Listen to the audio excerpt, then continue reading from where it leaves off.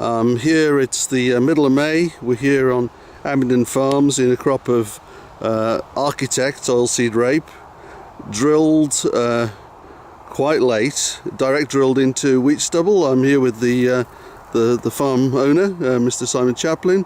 Perhaps you could tell us a little bit about how you've managed this crop? Yeah, well, we don't usually grow oilseed rape because every time we plant oilseed rape, something goes wrong with it. Usually pigeons or slugs, or sometimes the seed just goes down into too much of a crumbly seed bed and disappears, never to be seen again. But we tried it this year because we had the Triton seed drill. We were fully confident that we could hold the small rape seed in the seed terrace before we closed the slot up on it.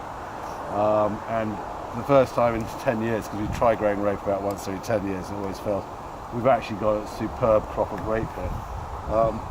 We only had 1.6 kilograms to the hectare because on the day we came to drill it, we suddenly realised they hadn't delivered enough seed, so we did it at 1.6. We drilled it on September the 6th actually, which was probably a fortnight after we should have done, but it's one thing led to another. And anyway, but the crop came out of the ground very well. We managed to keep the pigeons off most of the field. And this was where we did the trial with the AminoA FLO.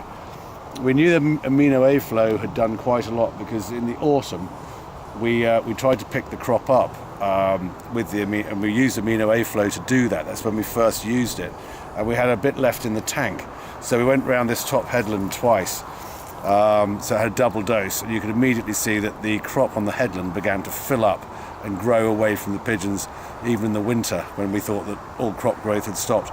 Now here shows where we did an experiment in the spring. It was about 6 weeks ago we did this, so what's today? It's the 14th of May today, so we'd have done this early April. We blocked the sprayer nozzles between the tractor wheels to see if we could see something that was apparent in the growing crop itself. And here you can see that between the wheelings the amount of biomass is dramatically reduced compared with the main field where AminoA had. On top of that, I think it will translate to yield, although we can't tell you until it goes over, until we cut it. But if you look at the main crop itself, all of the limbs of these plants have got pod sites just all over them, going right down into the crop in every direction. Whereas if you come to the more dwarfed part of the crop, which didn't have the AminoA, there's simply the stems are far smaller. The amount of podding sites on the plants is much reduced, and there just simply isn't the biomass to support what we're looking at here. I mean, just look at the amount of podding and pod sites that you're going to be getting on the main crop. So as a layman's field test, I think this is about as illustrative as I could have imagined a test could be.